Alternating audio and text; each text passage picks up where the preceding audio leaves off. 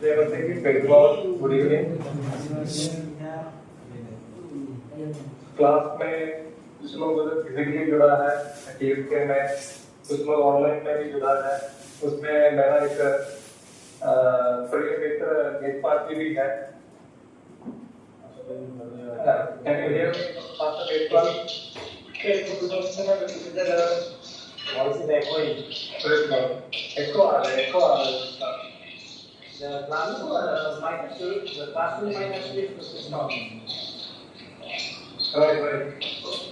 Please mute the classroom mic. Okay. मैं वैसे करता हूँ पास्टर नेतपाल प्रेयर करें क्लास के लिए, फिर हम शुरू करते हैं। Okay, thank you teacher. धन्यवाद प्रभु जी, धन्यवाद करते समय समय के लिए परमेश्वर प्रभु की अपने मौका दिए प्रभु कि हम सभी इस सुंदर शाम के समय परमेश्वर राजा आपके सम्मुख आने पाए प्रभु जी, और हम जो भी सीखते हैं परमेश्वर हम आपकी महिमा के लिए परमेश्वर से इस्तेमाल करने पाए परमेश्वर। आज के दिन प्रभु जितने भी प्रिय भाई बहन इस क्लास में जुड़े हैं प्रभु, हम सभी को परमेश्वर एक सीखने वाला बहुत ही अच्छा मन देना परमेश्वर, ताकि और खुदा जो भी हम सीखते हैं प्रभु हमारे जीवन से कभी भी परमेश्वर हम भूलने ना पाए परमेश्वर राजा। ऐसा अनुग्रह हमारे सभी के जीवन में करना प्रभु, और हम प्रार्थना करते हैं परमेश्वर जो सिखाते हैं प्रभु जी उन्हें भी परमेश्वर आप परमेश्वर बहुत ही अच्छे से परमेश्वर को सुंदर ढंग से परमेश्वर सिखाने के लिए परमेश्वर मदद करना परमेश्वर। जो भी सिखाएं प्रभु वो सब आपकी महिमा के लिए सिखाने पाए परमेश्वर। हमें से प्रार्थना करते हैं जो भी विषय प्रभु आज को लेकर आए प्रभु, जो सब्जेक्ट लेकर आए परमेश्वर, वो सब्जेक्ट हम सभी परमेश्वर बहुत अच्छी रीति से परमेश्वर सीखने में परमेश्वर आप हमारी मदद करना परमेश्वर। सारे भाई बहनों को सभी को सर को प्रभु, और जो क्लास टेंथ मैनेज कर रहे प्रभु सभी को प्रभु आप आशीष दीजिए। आगे का सारा समय आपके हाथ में सौंपते हैं। धन्यवाद, प्रार्थना सुना मसीह यीशु के नाम से मांगते हैं। Thank you sir. पास्टर नेतपाल और मैं एक ही संस्था के साथ काम करते हैं, और मैं इस संस्था और पास्टर नेतपाल एक ही समय में बाइबल कॉलेज का पढ़ाई भी किया था। तो इस क्लास में पास्टर नेतपाल भी है, मैं बहुत खुश हूँ। और मुझे पता नहीं और भी कोई लोग है जो मुझे जानता है, ठीक है। पुराने स्टूडेंट्स जो के का जो सीनियर स्टूडेंट्स मुझे जानते हैं, क्योंकि मैं उनको ओल्ड टेस्टामेंट पढ़ाया था। नए स्टूडेंट्स शायद नहीं जानते हैं। हम क्लास में आएंगे। ये एक स्पेशल टॉपिक मेरे लिए दिया है जिस सर, वो है अन्य भाषा के बारे में, स्पीकिंग इन टंग्स के बारे में। तो today's class will be on the topic speaking in tongues, the gift of speaking in tongues. तो जिन सर ने बताया है मुझे हिंदी और इंग्लिश में मिक्स करके बताने के लिए, तो मैं कोशिश करूंगा हिंदी और इंग्लिश में मिक्स करके बताने के लिए। और अगर आपको कुछ समझ में नहीं आए तो बाद में आप पूछ सकते हैं। अगर एक क्लास में 1 घंटा का क्लास है 9 बजे तक, इसमें अगर हमारा टॉपिक खत्म नहीं होंगे तो बाद में और भी सेशन हम हिंदुस्तान से पूछ के लेंगे, ठीक है। तो हम क्लास शुरू करेंगे। हम में से जितने लोग इस क्लास में जुड़ा है, मैं ये उम्मीद करता हूँ ज्यादातर लोग पेंटेकोस्टल फेथ से हैं, और पेंटेकोस्टल फेथ में, पेंटेकोस्टल चर्चेस में अन्य भाषा जो वरदान है उसका महत्व बहुत बड़ा है। तो I hope that most of us are from Pentecostal backgrounds, and in the Pentecostal belief and according to the Pentecostal theology and in Pentecostal worship, the gift of speaking in tongues has a great importance. So it is important to understand the basic teachings about this speaking in tongues, the gift of speaking in tongues as written in the Bible.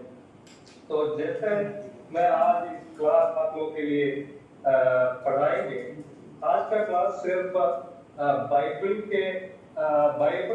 अन्य भाषा के वरदान के बारे में क्या बताता है उस पर सीमित रहेगा, क्योंकि अन्य भाषा के बारे में पढ़ने के लिए बहुत सारे सोर्सेस हैं। बहुत सारे सोर्सेस मतलब एक हमारा जो परंपरा पेंटेकोस्टल ट्रेडिशन से हम सीख सकता है।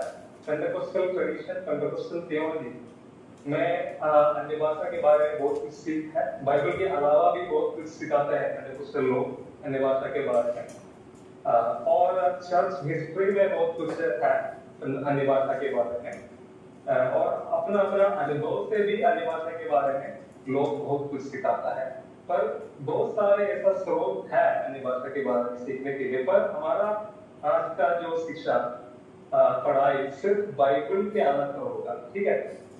बाइबल में अन्य भाषा के बारे में क्या लिखा है उस पर सीमित रहेगा आज का कोर्स।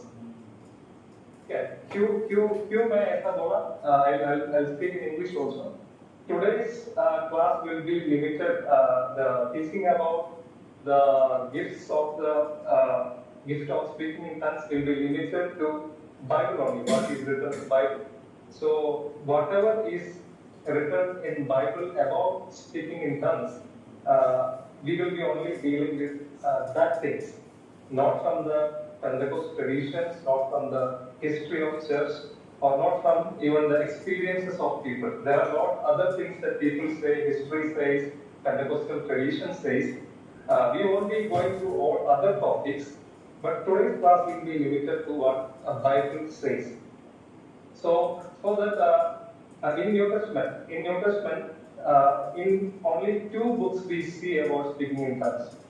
बाइबल में विशेषकर नया नियम में सिर्फ 2 किताबों में अन्य भाषा के बारे में बताया गया है। पहला किताब है प्रेरितों का काम, दूसरा है पहला कुरिन्थियों की किताब। आप लोग नोट्स लिख सकते हैं, मैं बहुत धीरे ही बोल रहा हूँ, इसलिए आप लिख कर रख सकते हैं। नया नियम में सिर्फ 2 किताबों में, पुराने नियम में है ही नहीं, नया नियम में सिर्फ 2 किताबों में अन्य भाषा के बारे में हम देख सकता है। पहला है प्रेरितों के काम, दूसरा है पहला कुरिन्थियों का पत्री। New Testament, only 2 books of the New Testament we see the references about speaking in tongues. One is from the Acts of Apostles, second is from the letter to First Corinthians. Okay, so only these 2 books, and also in very few verses we have this subject of speaking in tongues. मैंने बोला प्रेरितों के काम में है और पहला कुरिन्थियों की किताब में है, पर बहुत बड़ा एक क्या है टॉपिक जैसे इसको डिस्कस नहीं किया गया है। प्रेरितों के काम में कुछ 3-4 जगह में है अन्य भाषा के बारे में, और पहले कुरिन्थियों के पत्री में 2 चैप्टर्स में आता है, 12 पहला कुरिन्थी 12 और पहला कुरिन्थी 14 अध्याय 14 चैप्टर 14 में भी अन्य भाषा के बारे में। तो कुछ 4 या 5 जगहों में सिर्फ ये पूरे नया नियम में 27 किताबों में सिर्फ 4 या 5 जगह में सिर्फ अन्य भाषा के बारे में लिखा गया है।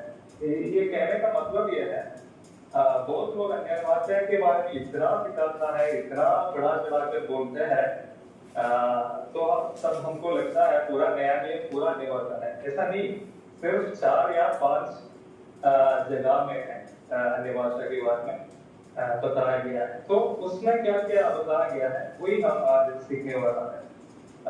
सबसे पहले हम देखेंगे पहला कुरिन्थियों के पत्री में आते हैं। पहला कुरिन्थियों की पत्री 12 अध्याय निकालिए। पहला कुरिन्थियों की पत्री 12 अध्याय। So let us turn our Bibles to 1 Corinthians chapter 12. Most of the people who teach about speaking in tongues, they start with the book of Acts. ज्यादातर लोग जो अन्य भाषा के बारे में सिखाता है प्रेरितों के काम की किताब से शुरू करता है। मैं उधर से शुरू नहीं करूंगा, इसलिए नहीं शुरू करूंगा। प्रेरितों के काम में कहानियां या इतिहास लिखा गया है, डॉक्ट्रिन नहीं, उपदेश नहीं लिखा गया है। अन्य भाषा पहले सदी का कलीसिया में उन लोग अन्य भाषा में बात किया करके जो घटना हुआ, जो उनका अनुभव है, अनुभवों को लिखा गया है या बताया गया है, उपदेश नहीं, डॉक्ट्रिन नहीं। पर पहला कुरिन्थियों के पत्री में अन्य भाषा के बारे में डॉक्ट्रिन या उपदेश हम देखते हैं। इसलिए मैं फर्स्ट कोरिन्थियंस से, पहला कुरिन्थियों के पत्री से शुरू करूंगा अन्य भाषा के बारे में क्या उपदेश नया बताते हैं, इससे हम शुरू करेंगे. So first of all, I will be starting from 1 Corinthians chapter 12. It is because in Acts, the story of the first century church is written. So in the history of first century church in Acts, it is their experiences and incidents which happened are recorded. Is not recorded to teach some teachings. Yeah, we can get teachings from Acts. We can draw teachings from Acts, but primarily it's not a it is not doctrinal in nature. तो पहले सदी में क्या क्या हुआ ये record किया है एक्ट्स में. पर उपदेश डॉक्ट्रिन हम देखते हैं पहला कुरिन्थियों की किताब 12 अध्याय और 14 अध्याय 12 and 14 चैप्टर में लिखा गया है. अभी हम हमारा ध्यान चैप्टर 12 में लेके आएंगे. पहला कुरिन्थियों की किताब 12 अध्याय में हमारा ध्यान. Let us concentrate on chapter 12 of first Corinthians. Someone read verses 1 to 11. Corinthians chapter 12 verses 1 to 11. हे भाइयों, मैं नहीं चाहता कि तुम आत्मिक वरदानों के विषय में अज्ञान रहो. तुम जानते हो कि जब तुम अन्य जाति थे तो गूंगी मूर्तियों के पीछे जैसे चलाए जाते थे वैसे चलते थे. इसीलिए मैं तुम्हें चेतावनी देता हूँ कि जो कोई परमेश्वर की आत्मा की अगुवाई से बोलता है वह नहीं कहता कि यीशु श्रापित है, और ना कोई पवित्र आत्मा के बिना कह सकता है कि यीशु प्रभु है. वरदान तो कई प्रकार के हैं, परंतु आत्मा एक ही है, और सेवा भी कई प्रकार की है, परंतु प्रभु एक ही है. और प्रभावशाली कार्य कई प्रकार के हैं, परंतु परमेश्वर एक ही है, जो सब में हर प्रकार का प्रभाव उत्पन्न करता है. किंतु सबके लाभ पहुंचाने के लिए हर एक को आत्मा का प्रकाश दिया जाता है, क्योंकि एक को आत्मा के द्वारा बुद्धि की बातें दी जाती है और दूसरे को उसी आत्मा के अनुसार ज्ञान की बातें, किसी को उसी आत्मा से विश्वास और किसी को उसी एक आत्मा से चंगा करने का वरदान दिया जाता है. किसी को सामर्थ के काम करने की शक्ति, और किसी को भविष्यवाणी की, और किसी को आत्मा की परख, और किसी को अनेक प्रकार की भाषा, और किसी को भाषाओं का अर्थ बताना. परंतु ये सब प्रभावशाली कार्य वही एक आत्मा करता है, और जिसे जो चाहता है वह बांट देता है. Thank you. कुरिन्थियों का पत्री 12 अध्याय से लेकर 14 अध्याय तक, 12 से लेकर चैप्टर 14 तक तो आत्मिक वरदानों के बारे में कलीसिया को सिखाता है. क्यों पहले कुरिन्थ के कलीसिया को क्यों ऐसा सिखाना पड़ता है? क्योंकि कुरिन्थ में उधर के कलीसिया में विश्वासी लोग आत्मिक वरदानों का सही इस्तेमाल नहीं करते थे. आत्मिक वरदान तो बहुत था उनके पास, अलग अलग लोगों के पास अलग अलग वरदान था, जैसे भविष्यवाणी, अन्य भाषा का वरदान, चमत्कार करने का वरदान, चंगाई करने का वरदान. अलग लोगों के पास, कुरिन्थ के कलीसिया के अलग अलग विश्वासियों के पास अलग अलग वरदान था, पर उन लोग उसका सही इस्तेमाल नहीं करते थे. तो ये आत्मिक वरदानों के बारे में बुनियादी बातें सिखा रहा है प्रेरित पौलुस कुरिन्थ की कलीसिया में. तो उनको पता नहीं अन्य भाषा क्यों ये आत्मिक वरदान क्यों दिया गया है और कलीसिया में कैसे इस्तेमाल करना है. इन चीजों के बारे में सिखा रहा है 12 अध्याय से लेकर 14 अध्याय तक. ठीक है, तो उसमें एक टॉपिक आता है अन्य भाषा का. ठीक है, जनरली सार्वजनिक रूप में अन्य भाषा के बारे में बताता है, सार्वजनिक रूप में आत्मिक वरदानों के बारे में सिखा रहा है. जब आत्मिक वरदानों के बारे में सिखाते समय अन्य भाषा के बारे में भी पौलुस सिखा रहा है. So in chapters 12 to 14 of 1 Corinthians, Paul teaches about spiritual gifts in general, not only about speaking in tongues, spiritual gifts in general. What are the fundamental principles about spiritual gifts and how to use spiritual gifts in the church fellowship? That is the teaching, general teaching in 1 Corinthians 12 to 14, because the Corinthian church the believers in the Corinthian church, they were misusing the spiritual gifts for their own selfish interests. So Paul is teaching the fundamental, the basic things about these spiritual gifts and how to use it in church fellowship. That is the basic topic in chapters 12 to 14. I hope you understood the context of this teaching, why Paul is teaching about these spiritual gifts. तो पहला मेरा class में मेरा ध्यान इस विषय पर रहेगा, आत्मिक वरदान। सिर्फ अधिभाषा के बारे में नहीं, जितने भी आत्मिक वरदान पवित्र आत्मा के द्वारा कलीसिया को दिया जाता है, उन सारे आत्मिक वरदानों का कुछ बुनियादी उपदेश है। सारे आत्मिक वरदानों के बारे में कुछ बेसिक उपदेश या टीचिंग हम पहले सीखेंगे। वो अन्य भाषा के विषय में भी वो प्रिंसिपल्स लागू है, ठीक है। जो भी बुनियादी बातें हम आत्मिक वरदानों के बारे में सीखने वाला है, वो अन्य भाषा के लिए भी लागू है, और जितने भी आत्मिक वरदान है, उन सारे आत्मिक वरदान के लिए लागू है। इसलिए कुछ सार्वजनिक बातें, कुछ जनरल प्रिंसिपल्स हम पढ़ेंगे spiritual gifts के बारे में। So first of all, my focus in this teaching session will be on some general instruction or some general teaching or some general principles about spiritual gifts will be applicable to speaking tongues. So let me start with the first point from the passage, 1 Corinthians 12, 1 to 6. तो पहला बात हम आत्मिक वरदानों के बारे में ये सीखना है। ये वरदान है, बहुत सरल बात है। जैसे हम स्पिरिचुअल गिफ्ट के लिए नाम दिया है आत्मिक वरदान, स्पिरिचुअल गिफ्ट या वरदान का मतलब क्या है? वरदान है परमेश्वर का आशीष के रूप में गिफ्ट करता है। ये सारे वरदान ये किसी का खूबी के द्वारा या किसी का कोई खूबी के वजह से नहीं मिलता है। आप या मैं बहुत आत्मिक हूँ, इसलिए नहीं मुझे या आपको भविष्यवाणी का वरदान मिलता है।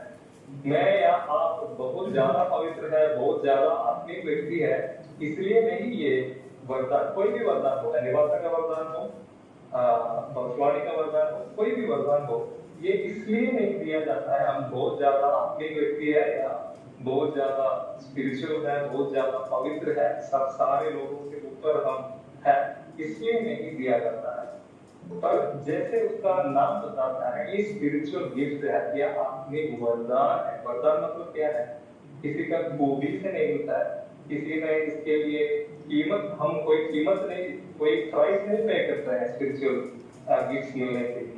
कि परमेश्वर अपने अनुग्रह से हमको एक दान के रूप में देता है। ये है आत्मिक वरदानों के बारे में पहली बात। ये सब लोग लिख के रखना, कोई भी आत्मिक वरदान हो, भाषा हो या भविष्यवाणी हो, चंगाई का वरदान हो, अलग अलग प्रकार के वरदान है।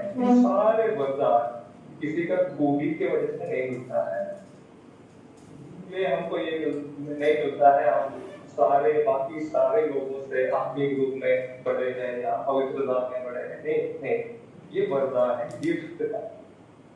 परमेश्वर अनुग्रह से हमको ये दान के रूप में देते हैं। ये गिफ्ट है, वरदान है।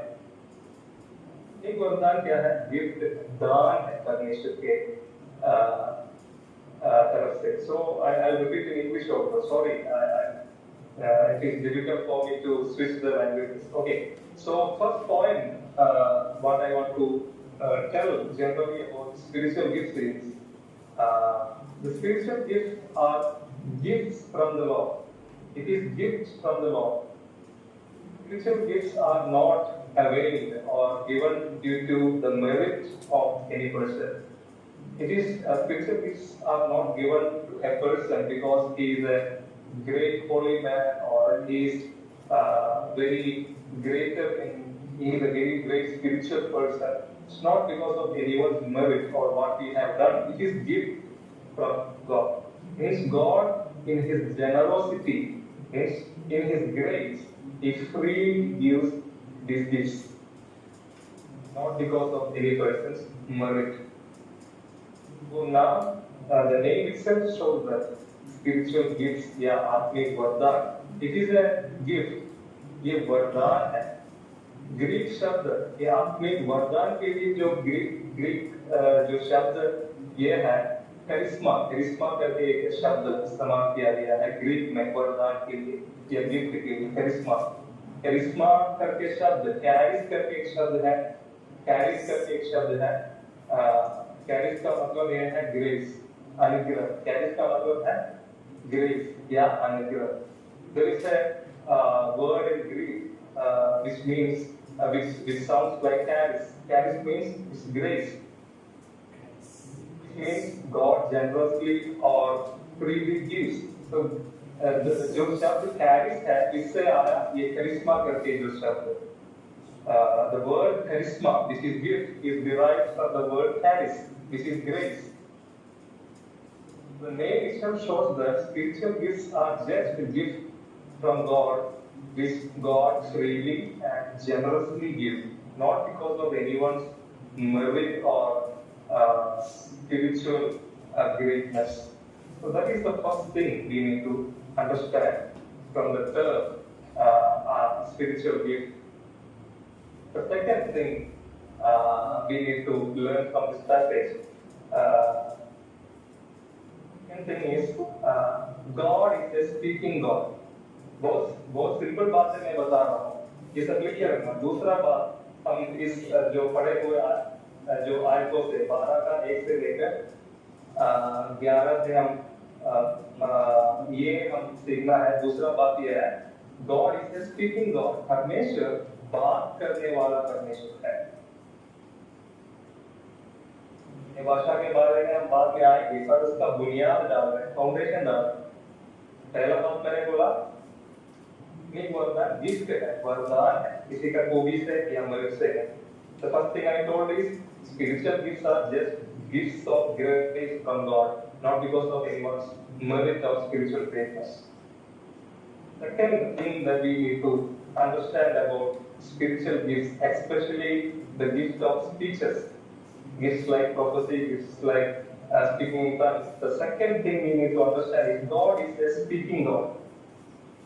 Someone please read 12 verses 1 2 3 कोई पढ़ सकते हैं 12 अध्याय का 1 से लेकर 3 तक 12 अध्याय का 1 से लेकर 3 तक Now about the gift मैं of नहीं चाहता कि तुम आत्मिक वरदानों के विषय में अनजान रहो तुम जानते हो कि जब तुम अन्यजाति थे तो गूंगी मूर्तियों के पीछे जैसे चलाए जाते थे वैसे ही चलते थे इसीलिए मैं तुम्हें चेतावनी देता हूँ कि जो कोई परमेश्वर की आत्मा की अगुवाई से बोलता है वह नहीं कहता कि यीशु स्थापित है और ना कोई पवित्र आत्मा के बिना कह सकता है कि यीशु प्रभु है बस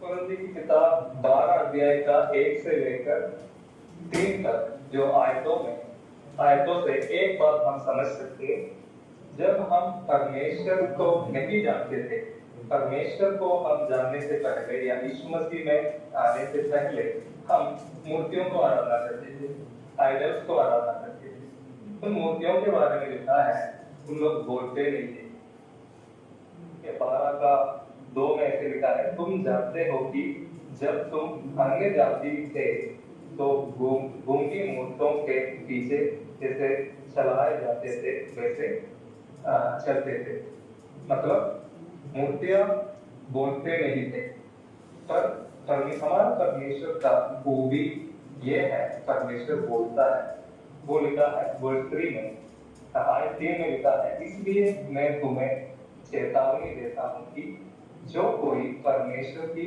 आत्मा की अगुवाई से बोलता है मतलब मसीहत का या हमारा फेथ का हमारा मसीही विश्वास का एक खूबी ये है पवित्र परमेश्वर हमसे बात करता है और परमेश्वर हमसे बात करने का एक तरीका ये है परमेश्वर लोगों के द्वारा बात करते हैं ठीक है ये समझना बहुत जरूरी है परमेश्वर हमसे बात करता है, अलग अलग तरीके से बात करता है, पर परमेश्वर लोगों के द्वारा भी बात करता है। मतलब लोग या इंसान, हमारे जैसे इंसान जो यीशु मसीह पर विश्वास किया है, उन लोग पवित्र आत्मा में बढ़ कर सकता है, एक दूसरे से परमेश्वर का बात कर सकता है।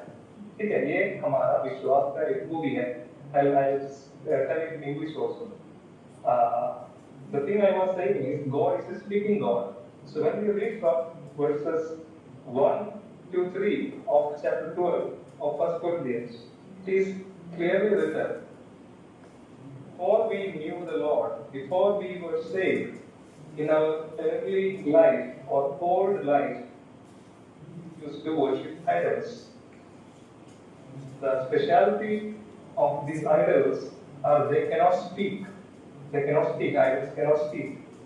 But the speciality of our God and our faith is that God speaks to us. Especially when God speaks to us, one of the methods God speaks to us is filled by the Holy Spirit.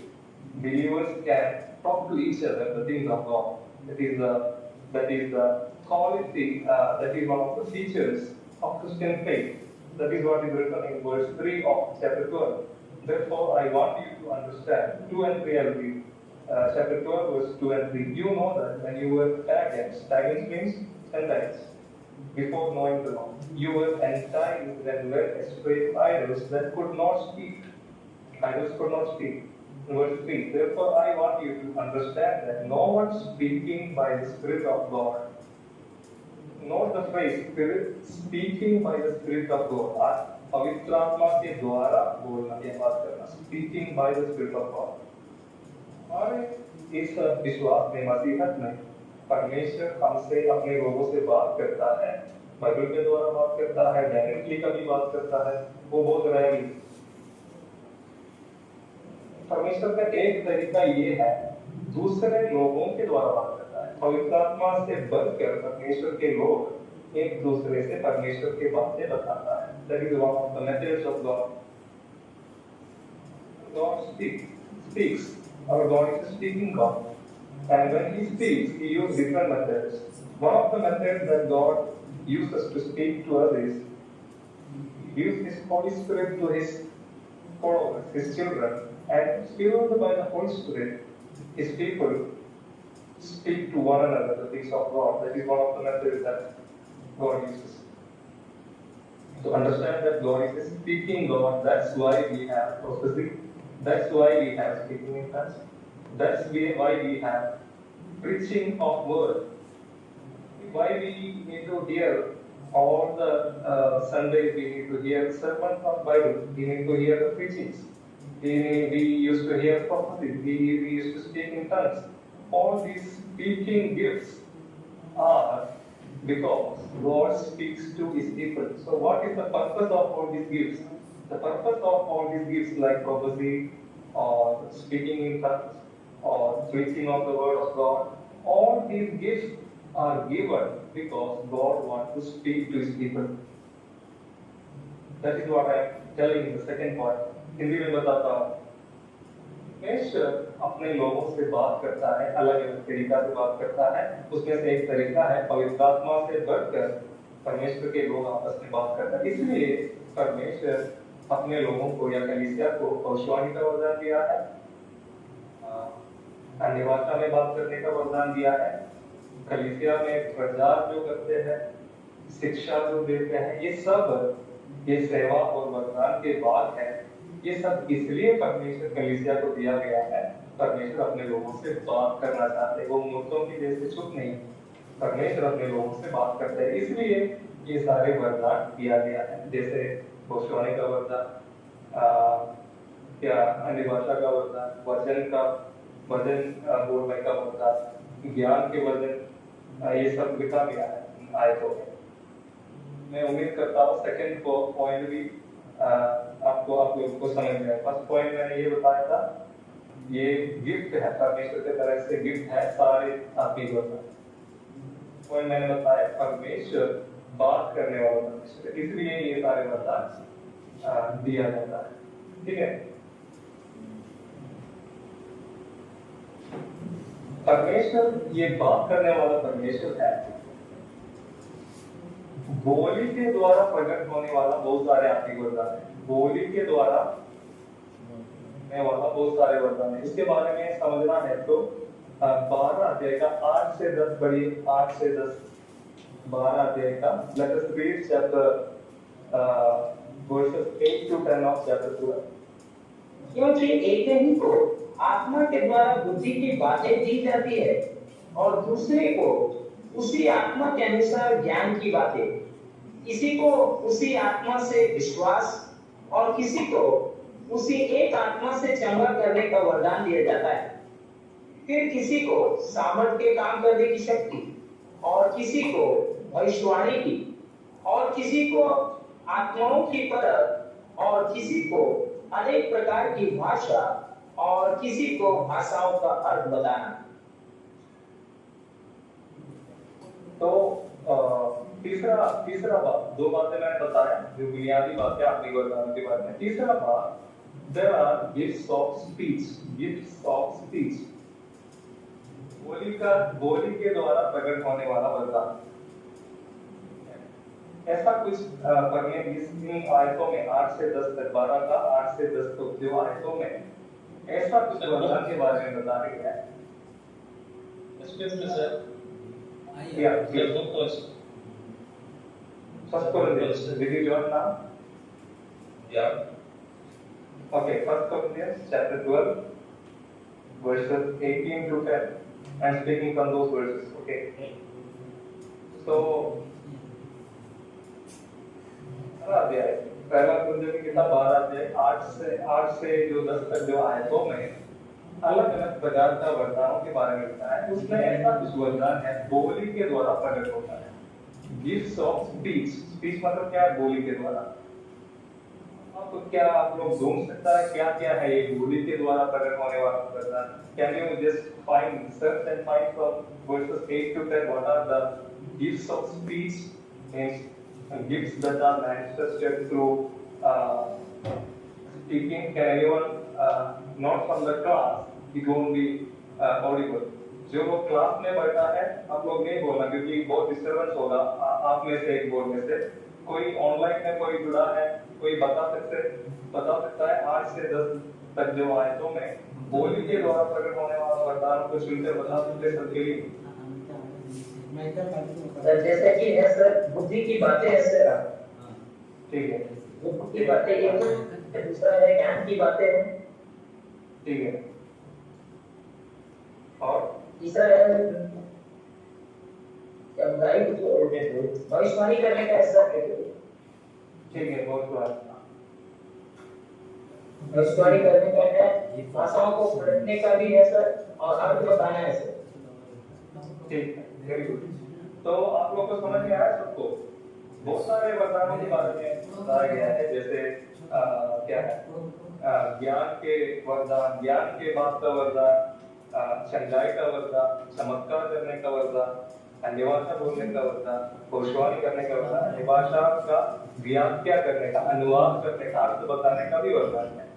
तो सारे वरदान बोली के द्वारा शायद प्रकट नहीं होता है। जैसे चंगाई का वरदान बोलना पड़ता है चंगाई के लिए, पर क्या है वो ज्यादा भाषण देने वाला वरदान नहीं है। चंगाई का वरदान यीशु मसीह के नाम में हम कमांड देते हैं चंगे होने के लिए, या चमत्कार करने का वरदान, ये सारा ज्यादा बोली पर डिपेंडेंट नहीं है। There are lot of gifts that are given by the holy spirit, but in every gift the speech does not have much importance, talking does not have much importance. Like the gift of healing, yeah, we have to give command to be healed, we have to give command to do miracles.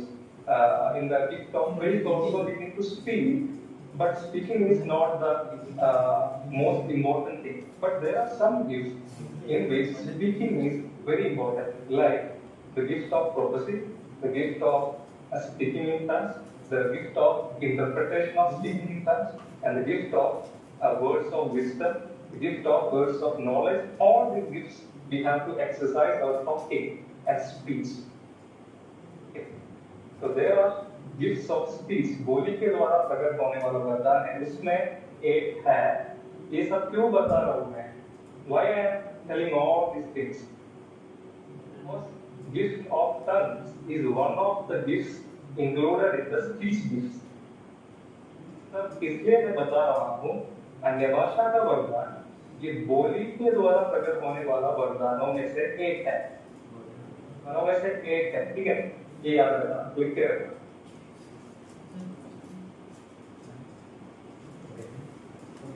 दो तीन बातें अभी तक मैंने बताया, पहला है वरदान, क्या आत्मिक वरदान गिफ्ट है। Spiritual gifts are gifts from God, not because of anyone's merit. दूसरा बात मैंने बताया क्या है? Our God is a speaking God. हमारा परमेश्वर बात करने वाला परमेश्वर है, इसलिए बात करने वाले अलग अलग वरदान है हमारे पास। There are gifts of speeches because God wants to speak to us. ये बोली के द्वारा प्रकट करने वाला वरदान क्यों है हमारे पास? इसलिए हमको दिया गया है, परमेश्वर हमसे बात करना चाहता है और इंसान एक दूसरे के द्वारा परमेश्वर बात करता है जब पवित्र आत्मा से हम बच जाता है।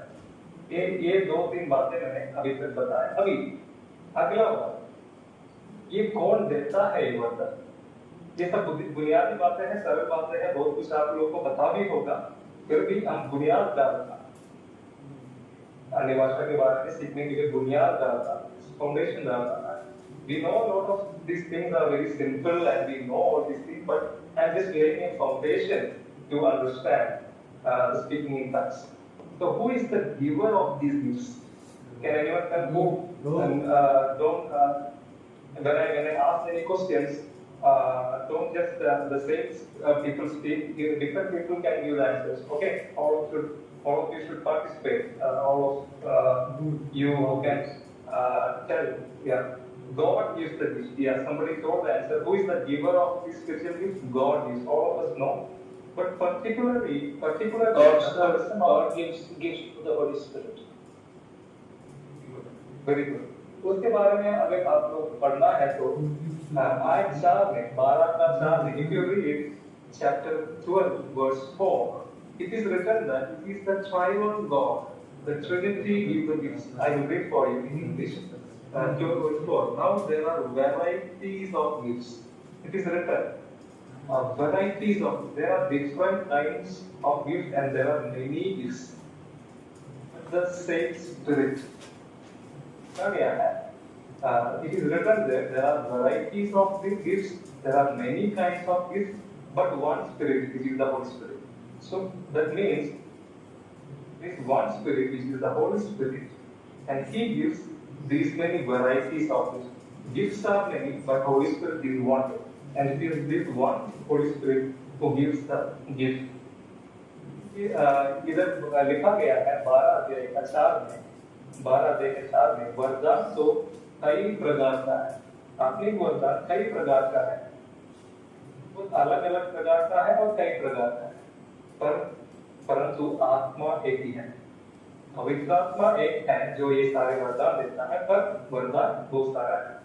अभी आप आगे पढ़ते समय when you read ahead in 12 verse 4, 12 verse 5 it is written there are varieties of services.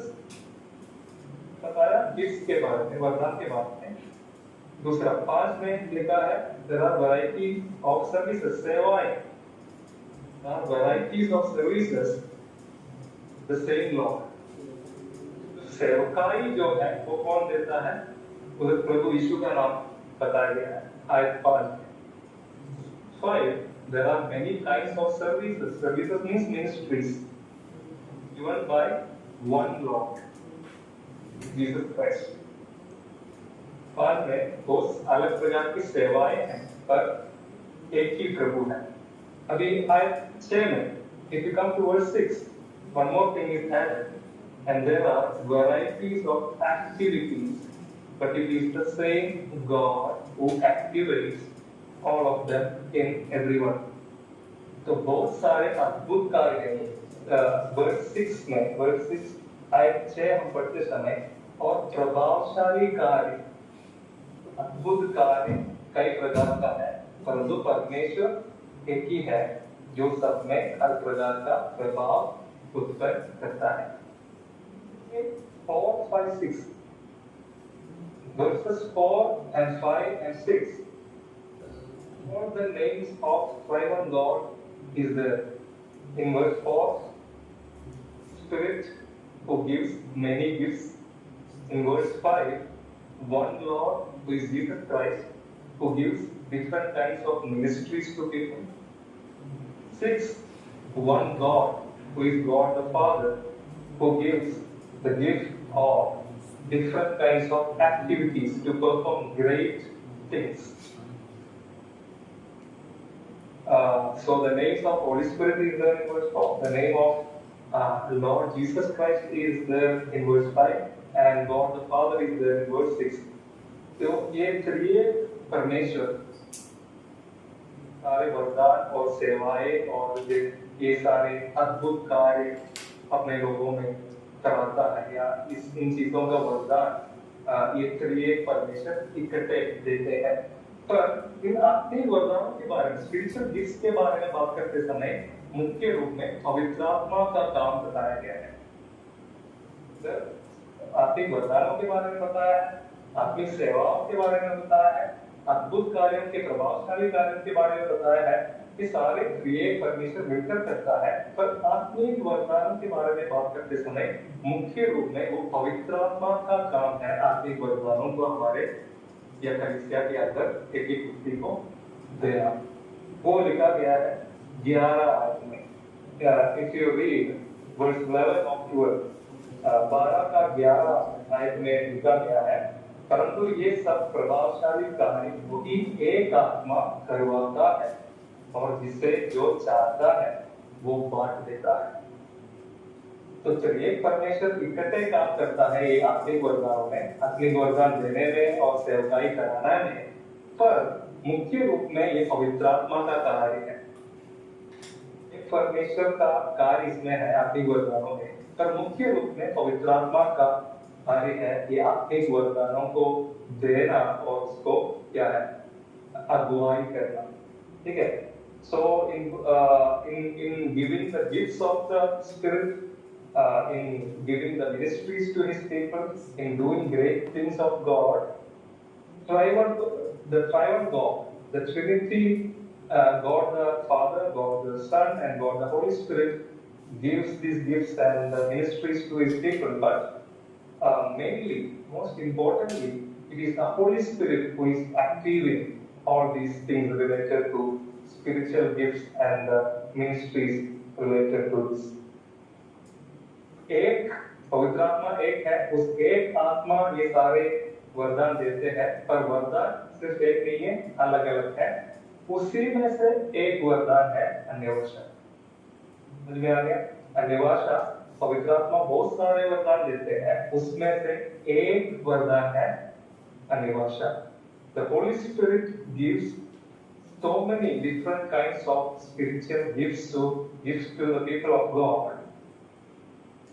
Speaking in tongues, the gift of speaking in tongues is just one among many gifts. Just one among many gifts. It is not the only gift given by the Holy Spirit, but it is one among many gifts given by the Holy Spirit. आपको समझ में आ गया ये सारी बातें? बुनियादी बातें हैं, सिंपल है, बहुत कुछ आपको जानते भी है, पर हम बुनियाद डाल रहे हैं।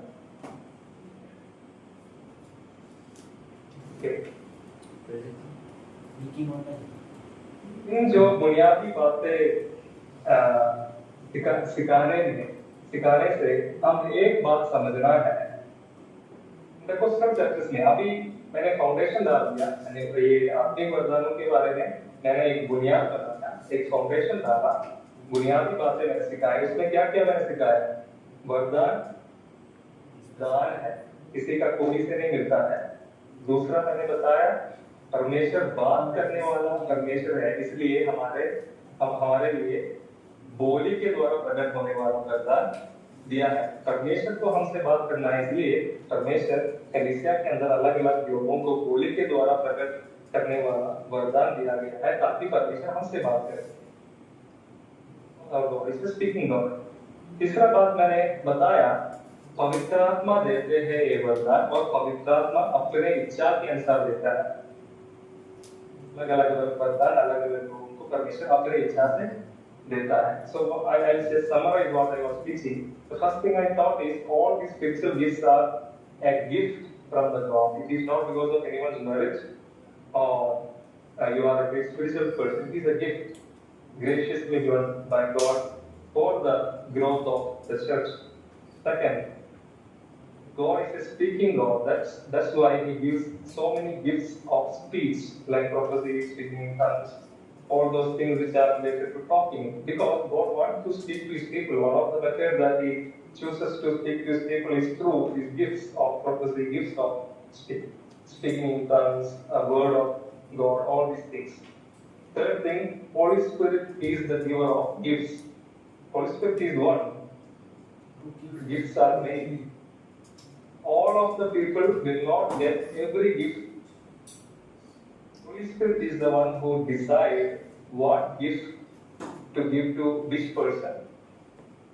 आत्मा निर्णय करता है कौन सा वरदान किस व्यक्ति को कौन सा व्यक्ति को देना है. वो भी लिखा है 11 में. परंतु ये सब 12 का 11, परंतु ये सब प्रभावशाली कार्य वही एक आत्मा करवाता है और जिसे जो चाहता है वो जिसे जो चाहता है वो बांट देता है. In English it is written like this in verse 11. All these are activated by one and the same Spirit who allows to each one individually just as the Spirit chooses. पवित्र आत्मा एक एक व्यक्ति को कैसे वरदान देते हैं, पवित्र आत्मा कैसे डिसाइड करता है, निर्णय लेते हैं. पवित्र आत्मा अपने इच्छा के अनुसार अलग अलग लोगों को अलग अलग वरदान देता है. तो ये सारे हैं बुनियादी बातें. अभी आगे हम अन्य भाषा की ओर आएंगे.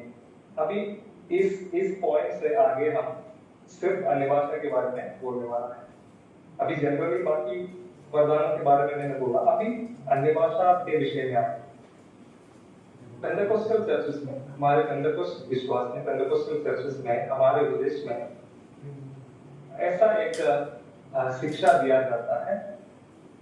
हम पवित्र आत्मा का बपतिस्मा पाता है. पवित्र आत्मा का बपतिस्मा करके एक विषय के बारे में कितने लोग सुना है? पवित्र आत्मा का बपतिस्मा, baptism of the Holy Spirit. How many of you heard about the teaching of the baptism of the Holy Spirit? आप लोग अपना डॉक्ट्रिन्स के क्लास में भी पढ़ेंगे ये सारे. तो अभी हम पवित्र आत्मा का बपतिस्मा के बारे में नहीं, पवित्र आत्मा के वरदानों के बारे में हम बात कर रहे हैं. पवित्र आत्मा का बपतिस्मा एक बड़ा एक विषय है, बहुत महत्वपूर्ण एक विषय है. तो पेंटेकोस्टल टीचिंग के अनुसार, हमारे पेंटेकोस्ट विश्वास के अनुसार अधिकतर लोग ये विश्वास करते हैं, ये सिखाया जाता है, जब आपको पवित्र आत्मा का बपतिस्मा मिलता है उसके साथ आपको क्या भी मिल जाता है? अन्य भाषा भी. उसके लिए इंग्लिश में एक नाम दिया जाता है initial evidence theory. Initial evidence theory जो लोग लिखना चाहते हैं लिख सकता है. Initial evidence theory. जो क्लास का वीडियो चलेगी सर रिपीट कीजिए सर. एक मिनट, जो क्लास का वीडियो कट होगी, ठीक है. There is a teaching called initial evidence theory. Initial evidence theory Hindi में भी बताऊंगा मैं. Initial evidence theory करके एक टीचिंग है. Initial evidence theory का हिंदी मुझे पता नहीं, पर मैं बताऊंगा initial evidence theory क्या है करके मैं बताऊंगा. Initial evidence theory का मतलब या इसका उपदेश ये है, जब आप लोग पवित्र आत्मा का बपतिस्मा पाते हैं या पवित्र आत्मा से भर जाता है, उसका साइन, उसका चिन्ह ये है, आप अन्य भाषा में जरूर बात करेंगे. अगर एक व्यक्ति पवित्र आत्मा से भरा है या नहीं, ये किस बात से पता चलता है? ये भाषा है उस चीज का चिन्ह है. इनिशियल एविडेंस थ्योरी का टीचिंग. इनिशियल मतलब क्या है? इनिशियल मतलब फर्स्ट, एविडेंस मतलब सबूत. पवित्र आत्मा का बपतिस्मा का पहला और एकमात्र सबूत कौन सा है? भाषा में बात करना. मतलब इनिशियल एविडेंस थ्योरी जो आम ये साधारण रूप में पेंटेकोस्टल फेथ में या पेंटेकोस्टल लोग ये सिखाता है, अगर एक व्यक्ति पवित्र आत्मा में भर जाते हैं या पवित्र आत्मा का बपतिस्मा पाता है, का चिन्ह ये है उस व्यक्ति जरूर अन्य भाषा में बात। ये है पेंटेकोस्ट विश्वास में जो साधारण, जो जनरली सिखाया जाता है। मतलब जितने लोग अन्य भाषा जितने लोग पवित्र आत्मा का बपतिस्मा पाते हैं, उन लोग जरूर अन्य भाषा में बात करेंगे। अन्य भाषा में बात करने के द्वारा वो प्रकट करता है। अगर आप लोग अन्य भाषा नहीं प्राप्त किया है तो आप पवित्र आत्मा से भरा हुआ व्यक्ति नहीं है। ये मैं नहीं सिखा रहा हूँ, पेंटेकोस्ट उपदेश ऐसा है। अब ज्यादातर जगह में कुछ ऐसा लोग हैं इससे विपरीत सिखाता है, पर ज्यादातर लोग ये सिखाता है, इनिशियल एविडेंस थ्योरी में विश्वास करता है, जब आप लोग पवित्र आत्मा से भर जाता है, पवित्र आत्मा का बपतिस्मा पाता है, आप जरूर अन्य भाषा में बात करेंगे।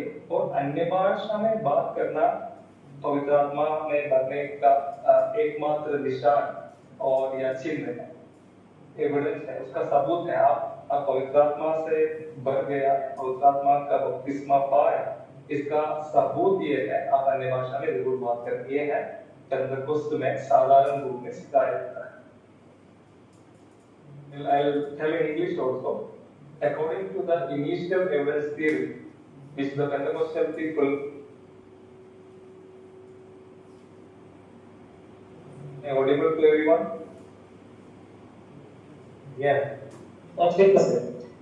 Audio ठीक है। Some people are not able to get my voice clear. I don't know, maybe because of your network problem. Most of the people can hear.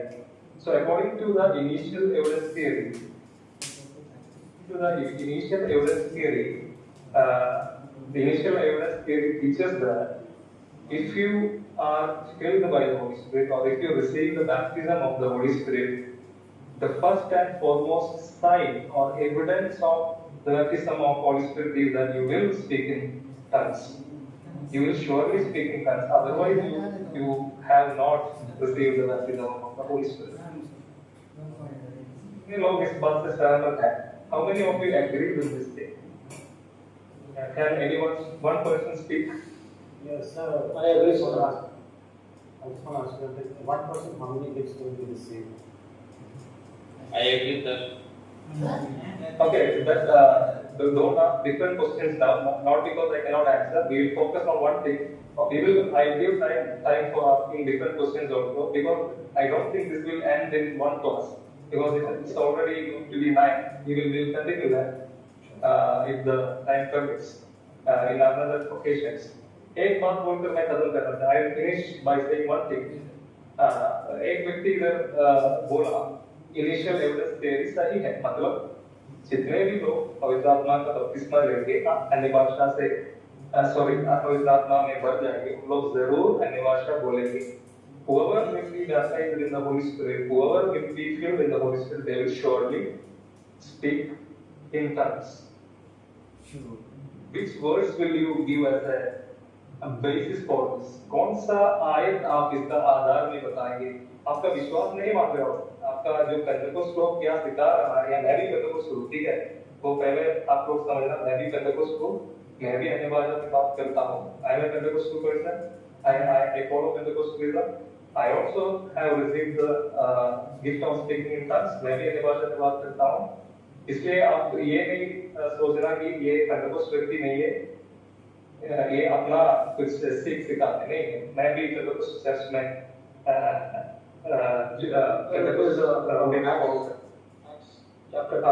please.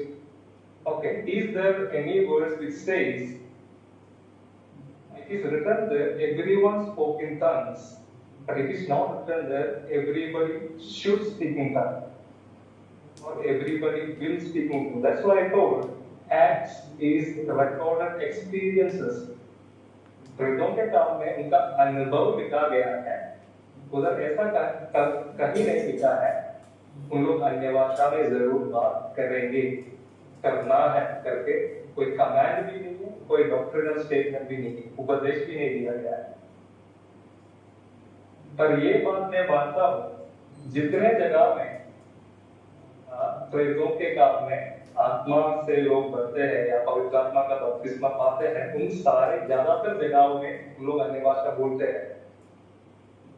आप लोग नोट करना है, 2 अध्याय का कुछ आयत में बताऊंगा, आप लोग बाद में पढ़ सकते हैं, मैं समाप्त करने वाला हूँ, ये जारी रखेंगे कुछ और मौका में। हम अन्य भाषा के सब्जेक्ट में प्रवेश किया है अभी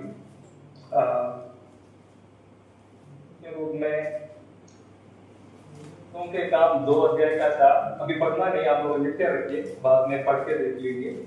प्रेतों का काम 2 का 4, 2 अध्याय का 4, 10 अध्याय का 45, 10 अध्याय का 45, 19 का 6, 19 का 6। Of the Apostles, chapter 2, verse 4. Can please note 2 verse 4, 10 verse 45, 10 verse 45, 19 verse 6, 19 verse 6. All in these 3 references we see when people were baptized in the Holy Spirit, they also spoke in tongues. Means the history is recorded, the story is recorded, the experiences are recorded, but nowhere in Acts there is a command or a doctrinal statement that says who will get baptized in the Holy Spirit will speak in tongues. Okay. So why I said like that? Because you have to differentiate between baptism in the Holy Spirit and speaking in tongues. बपतिस्मा को पवित्र आत्मा का बपतिस्मा पाना एक बहुत बड़ा एक अनुभव है, परमेश्वर अपने लोगों को देता है। अन्य भाषा सिर्फ एक वरदान है, पवित्र आत्मा देता है। बहुत सारे अलग अलग प्रकार का वरदान है, उन सारे वरदानों में से एक है अन्य भाषा।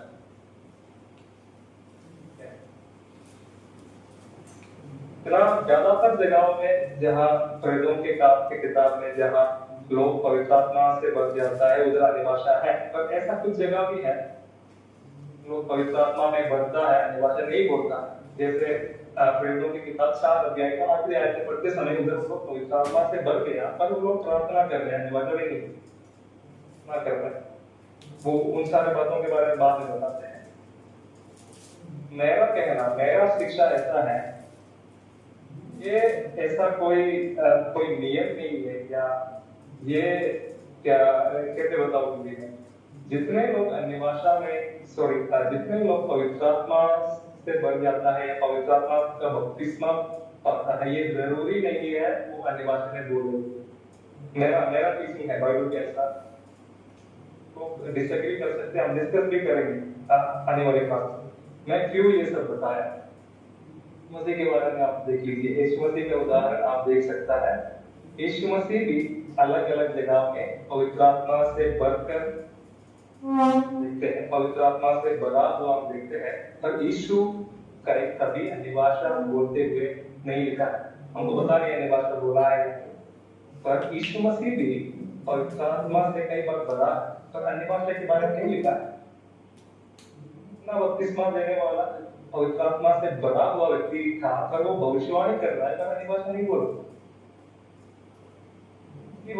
ये प्रेरितों के काम भी जो पौलुस जो करे पवित्र आत्मा में भरकर बात करता है, पर कई बार अन्य भाषा में नहीं बोलते। नया नियम में बहुत सारे जगहों में लोग अन्य भाषा ये पवित्र आत्मा से भरा हुआ हम देखते हैं, पर हमारे लोग हर एक अवसर में अन्य भाषा नहीं बोला। कुछ लोग भविष्यवाणी किया है, कुछ लोग अन्य आत्मा में भरकर गाना गाया है, जैसे यीशु मसीह का जन्म की कहानी में एलिसबेथ भाषा में भरकर गाना गाया, मरियम अन्य भाषा पवित्र आत्मा में भरकर गाना गाया, भविष्यवाणी किया। इसलिए मैंने बोला पवित्र आत्मा का बपतिस्मा एक व्यक्ति पाते समय कुछ ना कुछ वरदान प्रकट होता है, वो तो जरूर है, पर ये नहीं बोलता सिर्फ अन्य भाषा ही है इसका सबूत। वरदान अलग हो सकता है। कुछ लोग पवित्र आत्मा में भरकर भविष्यवाणी करते हैं, कुछ लोग गीत गाते हैं पवित्र आत्मा में भरकर, कुछ लोग अन्य भाषा बोलता है। फिर हम पहला कुरिन्थियों की किताब 12 अध्याय में पढ़ा, वरदान देने वाला आत्मा एक है, पर वरदान अलग है। और वरदान कैसे दिया जाता है? पवित्र आत्मा अपने इच्छा के अनुसार, अपने निर्णय के अनुसार अलग अलग लोगों को अलग अलग वरदान देते हैं। As we saw in the first Corinthians, letter to First Corinthians, it is the Holy Spirit who gives the spiritual gifts. When one person is filled in the Holy Spirit, infilling will be manifested different gifts, not only the speaking in tongues.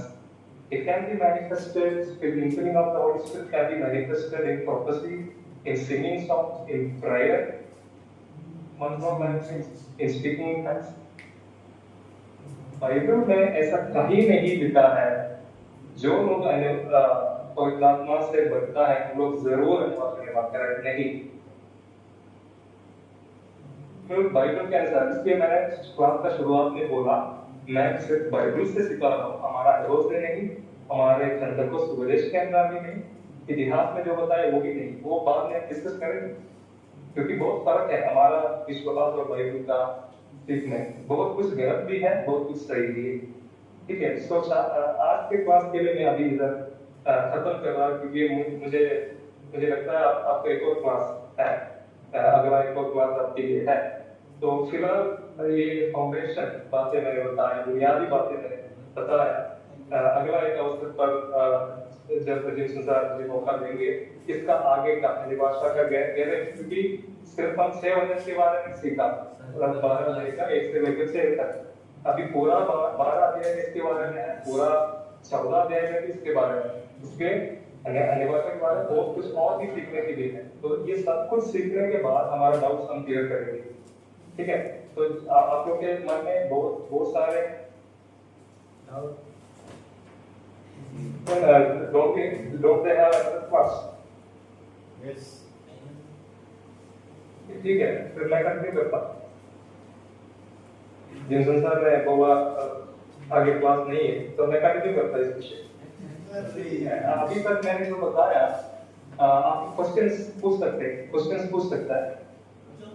अभी तक मैंने जो सिखाया, बहुत सारे doubts होगा, एक एक करके आप डाउट्स पूछ सकते हैं, क्लियर करके फिर आगे बढ़ेंगे।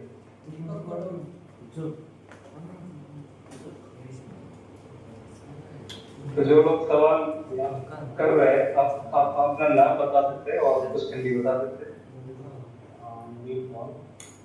Actually, when I read in the book, when Paul tells people instead of speaking in tongues, he says it's better that you pray and ask the Spirit to give you the thing of prophecy. Yeah. Because the reason I asked you, one person, how many gifts can they receive? So, because I know I speak in tongues, I know I've prayed for people, I've seen healing, God showed me healing, and I spoke, and God has given me words which I have spoken to people, and people don't believe it, but when it happens, then they say, yes, Neil, if you have said, I said it's not me, but God who spoke and gave me the word to speak to you. So this gifts I know I have. Okay. आपका नाम क्या बोलो? Neil Paul. नील, okay. तो हिंदी, जो लोग हिंदी जानते हैं उनके लिए मैं ये क्वेश्चन दोहरा रहा हूँ, जो ब्रदर नील ने सवाल जो पूछ रहे थे। नील ने ये डाउट या क्वेश्चन पूछा था, एक व्यक्ति कितना वरदान पा सकता है, नंबर ऑफ गिफ्ट्स। में ऐसा कहीं नहीं लिखा है। First time speaking English then I will give the answer in Hindi. In the Bible, especially in the New Testament, nowhere it is written that only one person can have one gift. Number of gifts that a person can receive is not written in the Bible.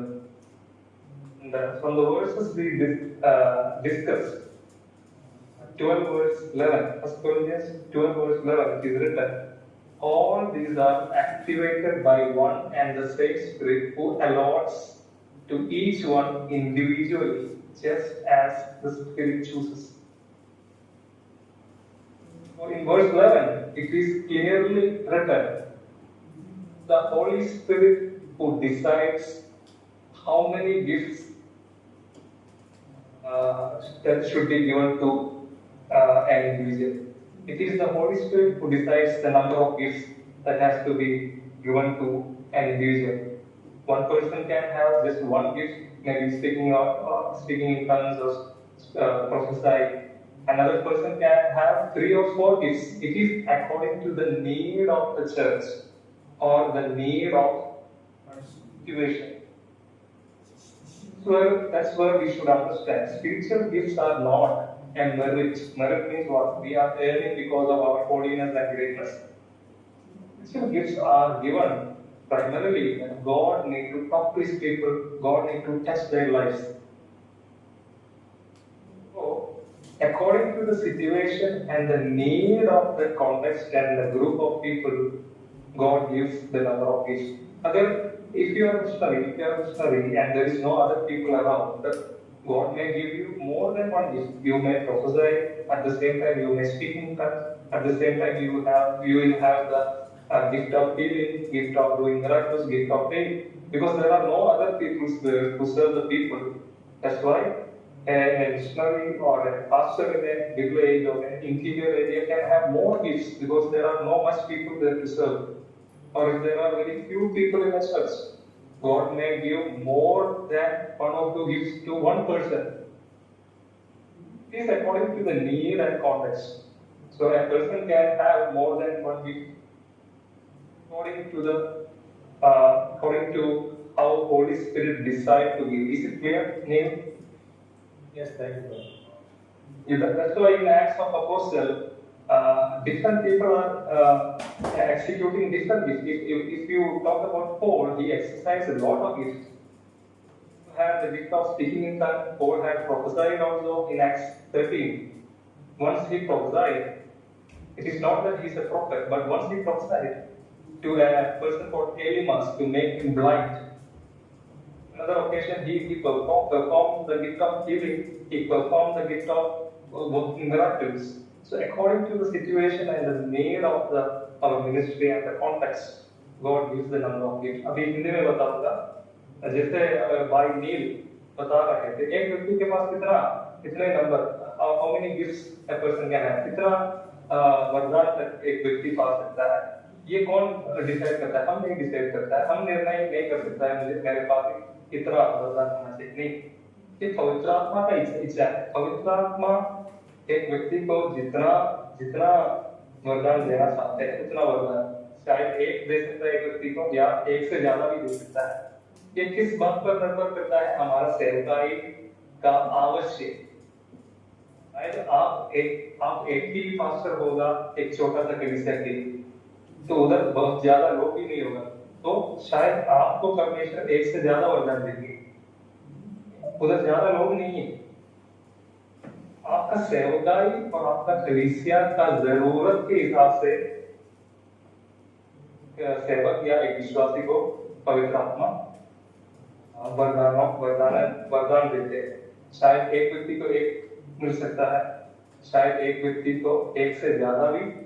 इसलिए बहुत ऐसे लोगों को आप लोग पाए कि अनिवार्य भी बोलते हैं, उसके साथ साथ भविष्यवाणी भी करते हैं, उसके साथ साथ उसके पास क्या भी होगा, न्याय करने का वरदान भी होगा। कुछ ऐसे लोग हैं सिर्फ अनिवार्य बात करते हैं, उनके पास एक ही वरदान है।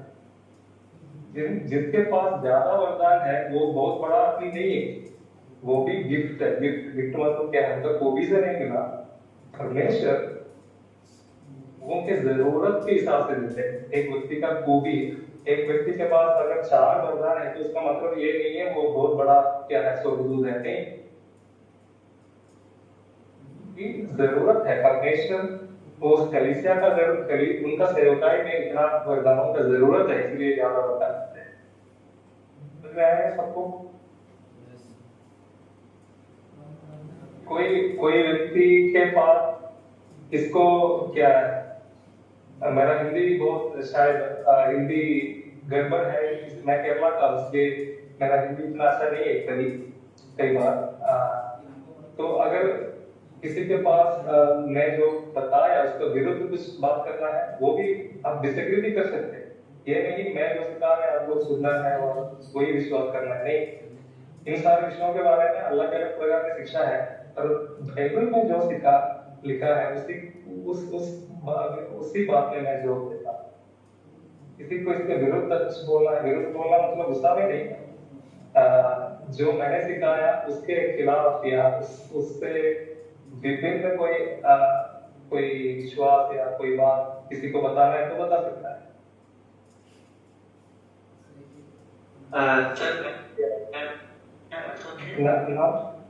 ना बताइए कुपन। मैं बोल रहा हूँ अशोक। ओके ओके सर मेरा ये सवाल था कि जब से पढ़े या फिर ये अन्य भाषा है। एक मिनट, आपको वॉइस क्लियर नहीं।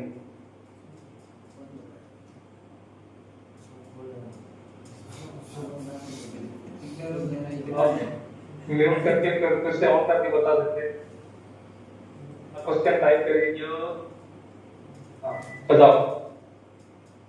अन्य भाषा है, क्या ये वो भाषा है जो मतलब लोगों से समझ से परे है, जो लोगों को समझना है वो अन्य भाषा है, या फिर अन्य भाषा कोई और है जो अपने अलग तरीके से हो? ठीक है, इस सवाल का मैं उत्तर दूंगा। इस सवाल का आंसर है चैप्टर 14 में देखते हैं। फर्स्ट कोरिंथियंस चैप्टर 14 में है। उस विषय पर मैंने बात नहीं किया। मैंने अभी बोला जो भी विषय के बारे में मैंने अभी बात किया उसमें से सवाल करिए, क्योंकि बहुत सारे ऐसे सवाल है इससे जुड़ा हुआ। ये सारे विषय अगला क्लास में हम क्लियर करेंगे। शुरू ही किया है बात में, ज्यादा क्लास खत्म नहीं हुआ। बहुत सारी बातें और भी बोलने के लिए है, वो 12 अध्याय से और 14 अध्याय से, और आखिरी में हम वृद्धों के काम से भी कुछ बातें देखेंगे जरूर। अध्याय में भाषा का बारे में क्या लिखा है वृद्धों के काम में, बहुत कुछ हम कवर करना है। अभी शुरू ही किया है, एक इंट्रोडक्शन दिया है तकनीक वर्गों के बारे में, एक जनरल इंट्रोडक्शन मैंने दिया, और अन्य भाषा के बारे में हम शुरू किया पढ़ने। अभी आज जितने बातें मैंने बताया उसमें से कोई डाउट है? अभी तक मैंने जो बताया उसमें से कोई डाउट है तो पूछ सकते हैं। बाहर के डाउट्स, क्योंकि आने वाले क्लास में ये सारे टॉपिक मैं कवर करूंगा। तो नो थैंक यू सर। जो क्लास में बैठा है, पीएचडी में क्लास में बैठा है, उनको कोई सवाल है जरूर आप लोग भी पूछ सकते हैं। सर मेरा नाम अनीमा है। मैं ये पूछना चाहती हूँ कि सर जो अन्य भाषा से बात करता है तो क्या वो उस अन्य भाषा का अनुवाद कर सकते हैं वही व्यक्ति?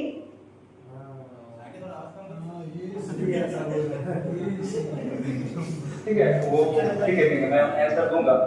उसके बारे में ज्यादा अगला क्लास में बात करेंगे। पर आज जो आयतें हमने पढ़ा, विशेषकर 12 अध्याय का, पहला कुरिन्थियों की पत्री 12 अध्याय का,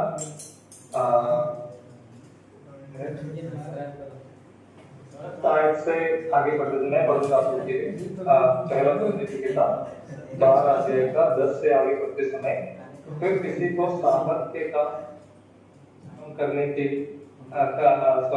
फिर किसी को सामर्थ्य काम करने की शक्ति, और किसी को भविष्यवाणी की, और किसी को आत्माओं की पकड़, और किसी को अनेक प्रकार की भाषा।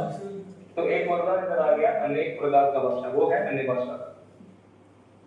और किसी को भाषाओं का अर्थ बताना, मतलब अन्य भाषा में बात करना और इन भाषाओं का अर्थ बताना, ये दोनों अलग अलग वरदान है। भाषा में बोलने का वरदान अलग है, अन्य भाषा का अर्थ बताने का वरदान अलग है। तो उनके पास सिर्फ अन्य भाषा बोलने का वरदान है। उसी में भी एक व्यक्ति एक भाषा भी बोल सकता है, एक व्यक्ति अलग अलग भाषा भी बोल सकता है। अन्य भाषा का वरदान बहुत सारे भाषाओं का वरदान। ये भाषाओं का अर्थ बताने का वरदान अलग है कि व्यक्ति ये दोनों भी प्राप्त कर सकता है, या दोनों अलग करके भी प्राप्त कर सकता है। एक व्यक्ति के पास अन्य भाषा का वरदान हो, दूसरे व्यक्ति के पास अन्य भाषा का अर्थ बताने का वरदान हो। कैसे भी हो सकता है, उसका क्या है, कौन निर्णय करता है किसको कौन सा वरदान देना? पवित्र आत्मा। अगर पवित्र आत्मा चाहता है तो एक व्यक्ति को ये दोनों वरदान दे सकता है, अन्य भाषा बोलने का और अर्थ बताने का।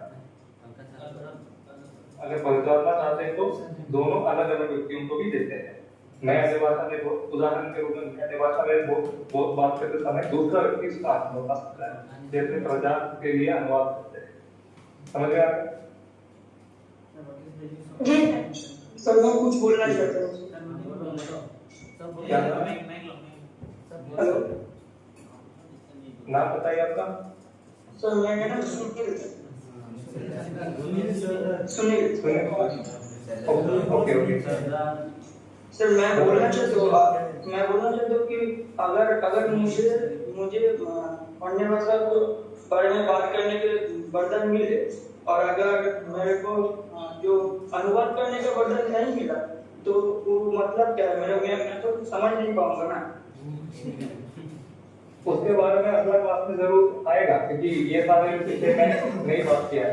पहला कुरिन्थियों की किताब 14 अध्याय आप पढ़िए, इसके बारे में क्या है ज्यादा विवरण मैं दूंगा। अगर अभी आपका डाउट क्लियर करेंगे तो एक पूरा क्लास उसके लिए तो जरूर आने वाले क्लास में जरूर आएगा ये टॉपिक, इसलिए आपने उसका आंसर नहीं दिया, पर आप पर्सनली पहला कुरिन्थियों की किताब 14 अध्याय आप पढ़ सकते हैं, तब आपको आंसर मिलेगा जरूर।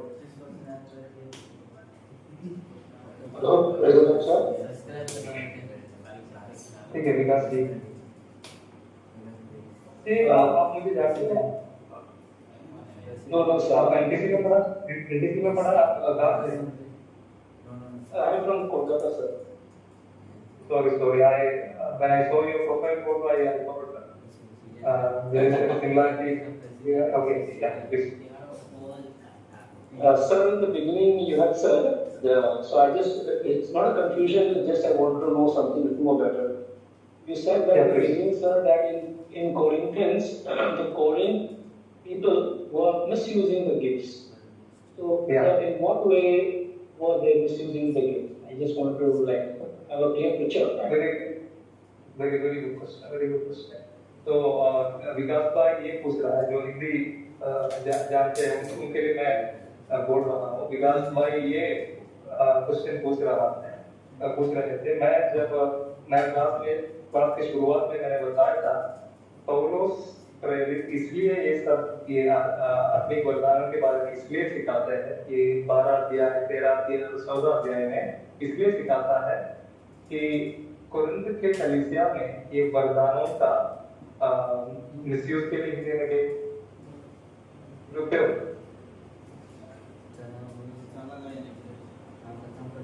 कोई हेल्प कर वरदानों का दुरुपयोग। ओके, तो कुरिन्थ के कलीसिया कई अक्सर ये आत्मिक वरदानों का सही उपयोग नहीं करते थे, सही तरीके से इस्तेमाल नहीं करते थे, दुरुपयोग करते थे। कैसे उन लोग कैसे ये दुरुपयोग करते थे, कैसे मिसयूज करते थे, ये था विकास भाई का सवाल। दुरुपयोग करने का एक तरीका ये था, अगर आप लोग आगे जाके 14 अध्याय पर ये सारे बातें आगे के क्लास में आएंगे, पर आज मैंने इस विषय पर बात की इसलिए मैं एक्सप्लेन कर रहा हूँ। अगर आप लोग 11 अध्याय से आगे बढ़ते समय 11 अध्याय का 17 से लेकर प्रभु बोझ के बारे में लिखा गया है, उधर से लेकर आप लोग देखते समय प्रभु में एक मन होकर या एकता के बारे में बहुत कुछ सिखाया गया है, एकता के बारे में। तो प्रभु बोझ में सारे लोग एक मन होना है, क्योंकि कुरिन्थ के कलीसिया में जो उच्च श्रेणी के लोग, हमारे इंडिया के माहौल में बताया जाए कि उच्च जाति और नीच जाति, या उस समय में जिनके पास ज्यादा पैसा है, अमीर लोग और गरीब लोगों के बीच में बहुत सारे फर्क थे। और कलीसिया में प्रेयर के लिए जब आते समय, वर्शिप के लिए जब आते समय, अमीर लोग एक जगह में जाके बैठते हैं, गरीब लोग दूसरे कोने में जाकर बैठते हैं, लोग आपस में ज्यादा मिलते नहीं थे। तो प्रबोध के समय में भी ये अमीर लोग दूसरा एक झुंड बनकर बैठते हैं, गरीब लोगों को दूसरा एक कोने में करते हैं। तो ये गरीब लोगों के बीच में कौन भी थे, क्या है, ये गुलाम लोग भी थे, गुलाम लोग थे। तो बहुत अलग अलग प्रकार के लोग थे कलीसिया में। तो क्या ये अन्य भाषाओं के बारे या आत्मिक वरदानों के बारे में बात करते समय उसी में भी एकता प्रकट होना चाहिए, प्रभुत्व में भी एकता होना चाहिए, आत्मिक वरदान के बारे में भी एक होना चाहिए इस्तेमाल करना। क्या है उधर का प्रॉब्लम? उधर का प्रॉब्लम ये था, जिनके पास वरदान थे, उदाहरण के रूप में भविष्यवाणी के वरदान हो, अन्य भाषा बोलने का वरदान हो, या अलग अलग प्रकार के वरदान जिनके पास था, उन लोग क्या करते थे? कलीसिया में आकर कलीसिया के बढ़ोतरी के लिए नहीं इस्तेमाल करते थे, अपना शो ऑफ के लिए इस्तेमाल करते थे। समझ में आ गई? अगर एक उदाहरण में बताएंगे तो, अगर मैं कोरिन्थ कलीसिया का एक व्यक्ति है, तो मेरे पास भविष्यवाणी का वरदान है, तो मैं कलीसिया में आके शुरू से लेकर भविष्यवाणी बोलते रहते हैं। गीत हो, गीत एक तरफ गीत चल रहे होंगे, तब मैं अपना भविष्यवाणी करते रहेंगे, या अगर अनिवार्य बोलने वाला व्यक्ति अनिवार्य बोलते रहेंगे, जो बातें दूसरे लोगों को भी डिस्टर्बेंस करते हैं। ये कलीसिया की बढ़ोतरी के लिए नहीं, मेरा लक्ष्य अपना शौक के लिए। मैं बहुत बड़ा आत्मिक व्यक्ति हूँ, मेरे पास ये सारे वरदान है, ये सब शो करने के लिए उपयोग करते हैं। इसलिए 13 अध्याय में प्रेम के बारे में लिखा गया है। ये क्यों? ये 12 अध्याय में आत्मिक वरदानों के बारे में लिखा गया है, आत्मिक सेवकाई के बारे में लिखा गया है। 14 अध्याय में भी भविष्यवाणी और अन्य भाषा के बारे में सिखाया गया है। इसका 20 में एक छोटा अध्याय है प्रेम के बारे में, क्योंकि जो कोई व्यक्ति कलीसिया में वरदान इस्तेमाल करता है, वो प्रेम के साथ इस्तेमाल करना है। कोरिन्थ के कलीसिया के लोग एक दूसरे से प्रेम करते हुए नहीं इस्तेमाल करते हैं, एक दूसरे के साथ कॉम्पिटिट करते थे। मैं उन बाकी लोगों से बड़ा हूँ, मैं बाकी लोगों से आत्मिक व्यक्ति हूँ, मैं बाकी लोगों से आशीष पाया हुआ व्यक्ति हूँ, उन लोगों से, बाकी लोगों से ज्यादा मेरे अंदर पवित्रता था, ये सब शो ऑफ करने के लिए अपना आत्मिक वरदान इस्तेमाल करते थे। ऐसे इस्तेमाल करते समय पूरा जो प्रार्थना सभा हो जाते हैं। एक व्यक्ति एक कोने पर भविष्यवाणी करते रहता है, एक व्यक्ति कुछ लोग उस तरफ अनुवाद बोलते रह रहे, बीच में बेचारा पादरी प्रचार कर रहे, दूसरा व्यक्ति गाना गा रहे। ऐसा है कई मार्केट में आ गया, ऐसा लगता है कुरिन्थ की कलीसिया में गाते। इसलिए 14 अध्याय में आते समय सारे चीजें क्या है, ऑर्डर में करना चाहिए। अगर एक व्यक्ति भविष्यवाणी कर रहे हैं तो सारे लोग चुप होकर बैठना है, सुनना है जो भविष्यवाणी हो रहा है। एक एक कार्य उसका क्रम में, ऑर्डर में करने के लिए, ये है मिसयूज, ये है दुरुपयोग। अपना दिखावा के लिए और घमंड के लिए इस्तेमाल करते हैं। पर ये आत्मिक वरदान क्यों दिया गया है? एक दूसरे का बढ़ोतरी के लिए, एक दूसरे को क्या है, आत्मिक बढ़ोतरी में मदद करने के लिए दिया गया है, कलीसिया का बढ़ोतरी के लिए दिया है। पर लोग स्वार्थ इच्छाओं के साथ अपने आप को क्या है, बड़ा दिखाने के लिए इस्तेमाल करते हैं। I hope I answered your question. Yes, sir. Because just going to chapter 13, so I understand it. तो इसलिए बीच में वो प्रेम के बारे में लिखा गया है। तो अगर वरदान इस्तेमाल करते समय हमारा जो क्या है मोटिव, हमारे उसका लक्ष्य, ये वरदानों का इस्तेमाल करने का लक्ष्य, हमारा इंटेंशन अगर प्रेम नहीं है तो अपने आप को बड़ा दिखाने की तो गलत है। अगर प्रेम के साथ दूसरे लोगों का बढ़ोतरी के लिए, कलीसिया का बढ़ोतरी के लिए इस्तेमाल करना चाहिए। इसलिए प्रेम के बारे में बीच में बताया गया है। इसलिए 13 अध्याय का 1 में लिखा है, यदि मैं मनुष्यों और स्वर्गदूतों की बोलियां बोलूं और प्रेम ना रखूं तो मैं टनटनाता हुआ पीतल और झंझनाती हुई जान हूं, कोई फायदा नहीं। अगर प्रेम नहीं है तो आत्मिक वरदान तो कोई फायदा नहीं है। I just brief it in English also, and I think I'll stop almost going to the 9:30.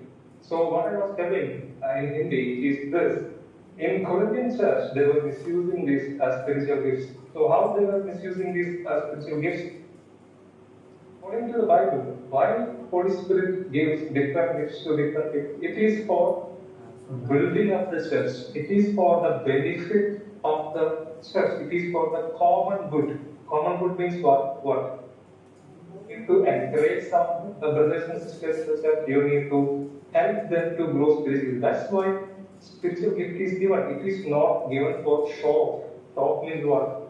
It is not to show that if you have the gift of tongue, if you can prophecy, if you have the gift of healing, it is not given to show that you are something great spiritual person or you are the holiest person. You are more filled with the Holy Spirit than others. No, that's why the first point I told, it is gift. It is not because of your merit, or it is not because of my merit I receive all these gifts. So gifts are given for the mutual building of, mutual edification of the members of the church. It is for building up the church, not for personal benefits or to show